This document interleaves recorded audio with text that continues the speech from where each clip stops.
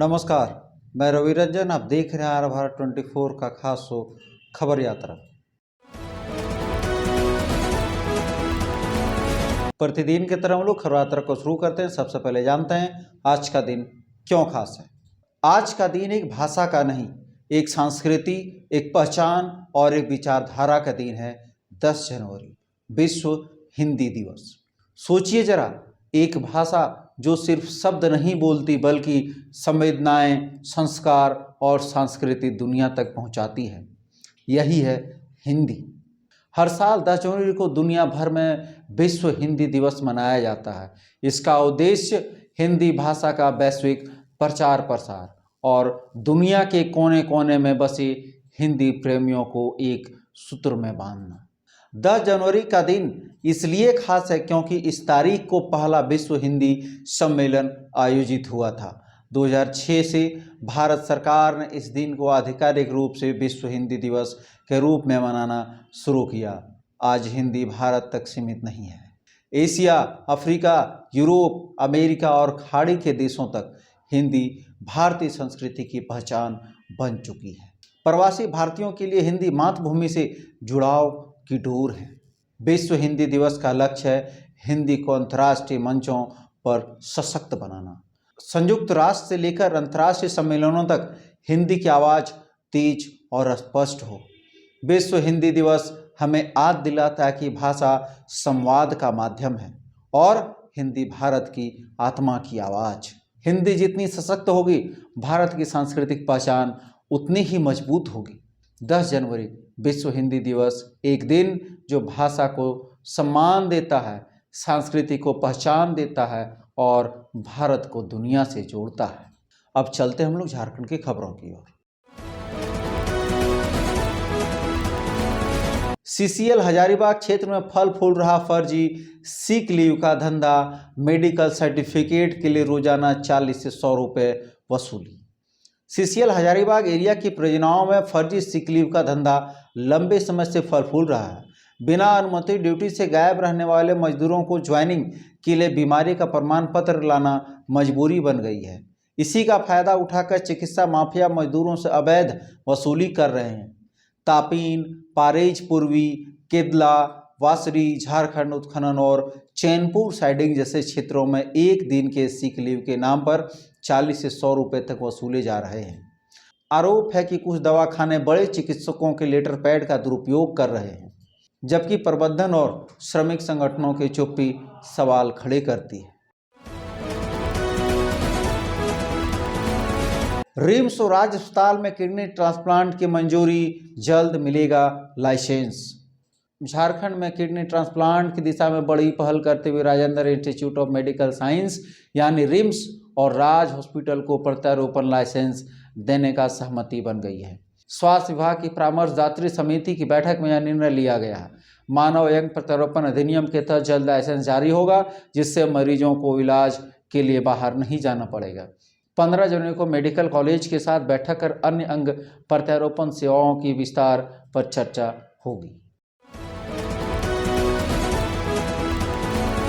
झारखंड में cold diarrhoea का alert, बच्चों को निशाना बना रहा रोटा वायरस। झारखंड में गिरते तापमान के साथ बीमारियों का खतरा बढ़ गया है। बच्चों में रोटा वायरस से कोल्ड डायरिया का मामला सामने आ रहे हैं। वहीं बुजुर्गों में ब्लड प्रेशर और शुगर की दिक्कत बढ़ी है। विशेषज्ञों के अनुसार बच्चे को भीड़ से दूर रखें, ORS देते रहें और शरीर को गर्म रखें। बीपी मरीज ठंडे पानी से न नहाएं और नियमित जांच कराएं। मधुमेह रोगी यानी शुगर घर में हल्का व्यायाम करें और फाइबर युक्त आहार लें। थोड़ी सावधानी से बड़ी परेशानी टाली जा सकती है। आदित्यपुर में मुख्यमंत्री हेमंत सोरेन ने किया नेताजी सुभाष मेडिकल कॉलेज का उद्घाटन। झारखंड के सरायकेला खरसावां जिले के लिए शुक्रवार का दिन ऐतिहासिक रहा, जब मुख्यमंत्री हेमंत सोरेन और स्वास्थ्य मंत्री इरफान अंसारी ने आदित्यपुर में नेताजी सुभाष मेडिकल कॉलेज का उद्घाटन किया। मुख्यमंत्री ने कहा कि कोल्हान क्षेत्र को यह संस्थान स्वास्थ्य और शिक्षा दोनों में नई दिशा देगा। पहले बैच की पढ़ाई शुरू हो चुकी है। और यहाँ से निकलने वाले डॉक्टर समाज की बड़ी ज़रूरत बनेंगे। उन्होंने बताया कि राज्य में 200 से अधिक नर्सिंग कॉलेज हैं और आने वाले वर्षों में 25 से 30 मेडिकल कॉलेज स्थापित करने का लक्ष्य है। स्वास्थ्य मंत्री ने कहा कि सिकल सेल और थैलेसीमिया मरीजों का सर्वे कर राज्य में ही इलाज की व्यवस्था की जाएगी। झारखंड हाईकोर्ट को मिले नए चीफ जस्टिस। न्यायाधीश महेश शरद चंद्र सोनक को राज्यपाल ने दिलाई शपथ। झारखंड हाईकोर्ट को नया मुख्य न्यायाधीश मिल गया है। न्यायाधीश महेश शरद चंद्र सोनक को शुक्रवार को मुख्य न्यायाधीश पद की शपथ ली। लोक भवन स्थित बिरसा मंडप में संतोष कुमार गंगवार ने उन्हें पद और गोपनीयता की शपथ दिलाई। शपथ ग्रहण समारोह में हेमंत सोरेन, विधानसभा अध्यक्ष रविंद्रनाथ महतो, केंद्रीय रक्षा राज्य मंत्री संजय सेठ, नेता प्रतिपक्ष बाबूलाल मरांडी, पूर्व मुख्यमंत्री अर्जुन मुंडा सहित हाईकोर्ट के न्यायाधीश, वरिष्ठ अधिकारी एवं अधिवक्ता उपस्थित रहे। इससे पूर्व मुख्य सचिव ने नियुक्ति वारंट का पाठ किया। झारखंड नगरपालिका चुनाव में पुराने वोटर लिस्ट से होगी वोटिंग, नहीं होगा SIR। झारखंड में नगरपालिका चुनाव की तैयारी तेज हो गई है। आधिकारिक नोटिफिकेशन इस महीने के अंत में आने की संभावना है, जबकि मतदान फरवरी के आखिर या मार्च के पहले चरण में कराया जा सकता है। चुनाव अधिकारियों ने स्पष्ट किया कि यह प्रक्रिया अगले महीने शुरू होने वाले स्पेशल वोटर रिवीजन से प्रभावित नहीं होगी, क्योंकि चुनाव पहले से प्रकाशित मतदाता सूची और बैलेट पेपर के आधार पर कराए जाएंगे। इससे चुनावी कार्यक्रम तय सीमा पर आगे बढ़ने की उम्मीद है। गुरुवार को राज्य चुनाव आयुक्त अलका तिवारी ने वीडियो कॉन्फ्रेंस के जरिए उच्च स्तरीय समीक्षा बैठक की। उन्होंने बैलेट बॉक्स, कर्मचारियों के प्रशिक्षण और संवेदनशील बूथों की सुरक्षा व्यवस्था पर जोर दिया। अब चलते हैं हम लोग राष्ट्रीय खबरों की ओर। रोहिंग्या परिवार पर स्वामी जसवीर महाराज की पोस्ट से मचा हड़कंप, पहुंची पुलिस तो हुआ बड़ा खुलासा। पश्चिमी उत्तर प्रदेश के मुजफ्फरनगर में गुरुवार सुबह उस समय हड़कंप मच गया जब योग साधना केंद्र बघरा के संस्थापक स्वामी जसवीर महाराज ने सोशल मीडिया पर एक वीडियो जारी करते हुए तितारी थाना क्षेत्र के गांव खेड़ा दूधाधारी में रोहिंग्या परिवारों के अवैध रूप से रहने का दावा किया। पोस्ट वायरल होते ही पुलिस और प्रशासन मौके पर पहुंचा और जांच शुरू की। जांच में सामने आया कि जिन लोगों को रोहिंग्या बताया गया वे प्रजापति समाज के हिंदू परिवार हैं, जो 10 से 12 साल पहले शामली से आकर मजदूरी कर रहे हैं। उसके पास आधार कार्ड, मतदाता सूची और SIR से जुड़े दस्तावेज मिले। प्रशासन ने कहा कि जांच पूरी होने के बाद ही अंतिम निष्कर्ष सामने आएगा। मध्य प्रदेश में बीजेपी नेता ने चंगेज पहाड़ी को काटकर बेच दिया। 54.58 करोड़ रुपए का ठोका फाइन। FIR नहीं हुई, सिर्फ जुर्माने तक सिमटी कार्रवाई। मध्य प्रदेश के शिवपुरी जिले से सामने आए मामले ने प्रशासनिक कार्रवाई पर सवाल खड़े किए हैं।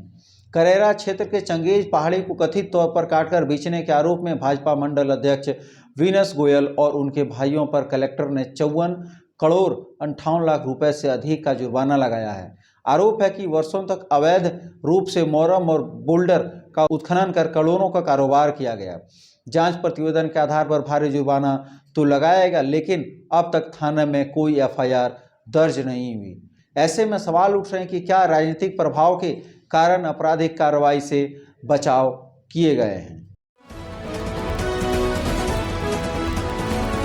गर्भवती बनाओ 10 लाख कमाओ, बिहार में चल रहे खतरनाक स्कैम। बिहार के नवादा जिले में साइबर अपराध का एक चौंकाने वाला मामला सामने आया, जहां पर ठगों ने ऑल इंडिया प्रेग्नेंट जॉब के नाम पर लोगों से लाखों रुपए ऐंठ लिए। धोखेबाज निसंतान दंपतियों और आर्थिक तंगी से जूझ रहे लोगों को फ़ोन कर यह दावा करते हैं कि वे प्रेगनेंसी में मदद करवा सकते हैं और इसके बदले मोटी कमाई कराई जाएगी। भरोसा दिलाकर उन्हें रजिस्ट्रेशन फीस ली जाती है। पुलिस को गुप्त सूचना मिलते ही हसुआ थाना क्षेत्र के मनवा गांव में छापा मारा गया, जहां से एक वयस्क और एक नाबालिग को गिरफ्तार किया गया। पूछताछ में सामने आया कि ठग पुरुषों के साथ निसंतान महिलाओं को भी निशाना बनाया गया है। पुलिस ने 4 मोबाइल फ़ोन बरामद किए हैं, जिनमें कॉल रिकॉर्ड्स और चैट की जांच की जा रही है। अपराधियों पर IT एक्ट समेत गंभीर धाराओं में केस दर्ज किया गया है। अब चलते हैं हम लोग अंतर्राष्ट्रीय खबरों की ओर। ईरान में सरकार विरोधी प्रदर्शन। ईरान में सर्वोच्च नेता अली खamenei के शासन के खिलाफ विरोध प्रदर्शन तेज होते जा रहे हैं। रिपोर्ट के मुताबिक देश के करीब 50 शहरों में इंटरनेट सेवाएं बंद कर दी गई है। प्रदर्शनकारी मुल्ला शासन खत्म करो और खamenei विरोधी नारे लगाते हुए सड़कों पर उतर आए हैं। कई जगहों पर निर्वासित क्राउन प्रिंस रजा पहलवी की वापसी की मांग उठ रही है। हालात बिगड़ने पर कुछ इलाके में सरकारी संपत्तियों को आग के हवाले कर दिया गया, जिसमें सरकारी प्रसारक IRIB की एक इमारत भी शामिल बताई जा रही है। सरकारी मीडिया ने पहली बार प्रतिक्रिया देते हुए आरोप लगाया कि अमेरिका और इजराइल हिंसा भड़का रहे हैं। युवराज के आह्वान के बाद टेलीफोन लाइनों पर भी पाबंदियां लगाई गई है। आज के खबरात्रा में बस इतना ही। मिलते हैं हम लोग पुनः कल के खबरात्रा में। तब तक के लिए धन्यवाद। अब आपके शहर मधुपुर में भरोसे का नाम कंप्यूटर पॉइंट। भाई साहब, ऑफिस के लिए अच्छा कंप्यूटर, लैपटॉप, प्रिंटर या CCTV कैमरा चाहिए या स्टडी के लिए लैपटॉप बजट में उपलब्ध है। ब्रांडेड लैपटॉप या कंप्यूटर सिर्फ 14,999 से शुरू, EMI पर भी उपलब्ध है। साथ ही सभी प्रकार के रिपेयरिंग की सुविधा बहुत ही कम समय में उपलब्ध है। ऑफिस, स्टडी या गेमिंग, हर जरूरत का एक ही जगह, कंप्यूटर पॉइंट।